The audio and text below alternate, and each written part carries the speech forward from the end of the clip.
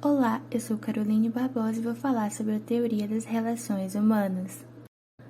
A Escola Humanística da Administração surgiu entre o final da década de 1920 e iniciou na década de 1930, como consequência dos estudos desenvolvidos por Elton Mayo, que era um psicólogo australiano e pesquisador organizacional.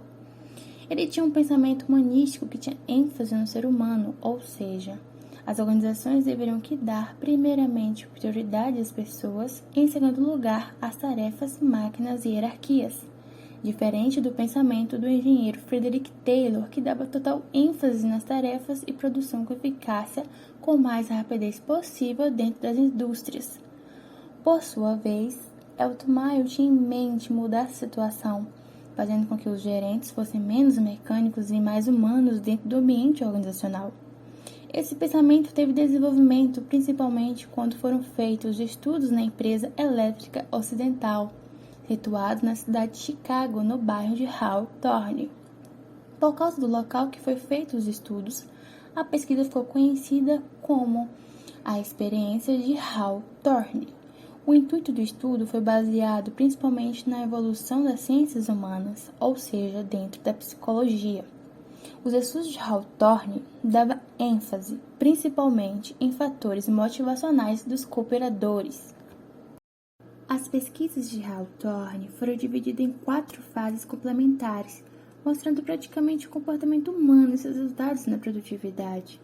Portanto, na primeira fase, chamada fase da iluminação, eles pretendiam conhecer os efeitos da iluminação sobre o rendimento dos operários, onde os dois grupos faziam o mesmo trabalho. Então, eles foram submetidos a trabalhar da seguinte forma. O primeiro grupo trabalhava na intensidade de luz variável e o segundo grupo trabalhava na intensidade de luz constante. Os observadores não encontraram relação direta com a intensidade da luz, mas notaram que eles reagiam à iluminação de acordo com suas realidades pessoais. Então, assim na primeira fase, comprovou-se que a eficiência dos operários era afetada por condições psicológicas. Já a segunda fase, chamada fase de montagem de relés, isolou-se um grupo de 6 moças. Esse grupo foi chamado de grupo de observação. Então, os estudiosos visavam determinar o efeito das condições de trabalho na produção. Portanto, foi dividido da seguinte forma: 5 mulheres montavam as relés, sendo que a sexta integrante, durante o processo de montagem, fornecia as peças necessárias para a montagem. Então, no grupo de observação, o relacionamento entre as pessoas e supervisores eram mais brandas, os horários de trabalho foram reduzidos e também houve períodos de descanso para alimentação. E houve mudanças nas condições de pagamento de salários. Então, isso foi se analisado, que houve um aumento na produção no grupo de experimental, pois foi uma supervisão mais leve ao grupo, assim diminuindo muito a irritação. Então, houve mais entrosamento no relacionamento de equipe, dando mais produtividade no ambiente de trabalho. E a terceira fase foi chamada de fase da entrevista, pois após os estudos feitos na fase de relés, ficou notória a influência que a supervisão tinha na produtividade. Portanto, quando as entrevistas foram feitas, eles observaram que os relacionamentos sociais dentro e fora de trabalho tinham total influência na forma de comportamento dentro da empresa. Então, as entrevistas também identificaram que, por causa da supervisão abusiva, os operários estavam se organizando informalmente para se prevenir de práticas empresariais. Ou seja, esse comportamento coletivo tinha como objetivo controlar a produção, da forma que eles achassem justo, evitando desgastes físicos, e também eles se mostraram descontentes com os salários.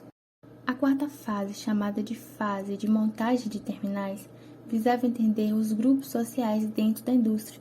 Foi sinalizado os grupos informais dos operários. Foi criado novamente um grupo de observação, cuja tarefa dessa equipe era a montagem de bobinas para terminais de uso na telefonia. Então foi colocado um supervisor para dar ordens a respeito das metas de produção. Mas foi sinalizado que as metas da empresa não eram ouvidas, na medida em que os operários observavam que as funções estavam acima do que eles realmente deveriam fazer. Porém, eles seguiam as ordens dos grupos informais que denominavam a quantidade produzida, que era entre eles mesmos, mesmo com o salário sendo pago por produção. Os estudiosos concluíram que, com os estudos feitos, foi muito importante, pois perceberam que, tendo um equilíbrio entre os interesses informais das equipes de trabalhadores e ao interesse da empresa, poderia-se alcançar mais objetivos dentro do âmbito de trabalho, ou seja, com um bom relacionamento com os supervisores e as necessidades humanas atendidas, consequentemente, a produtividade aumentaria.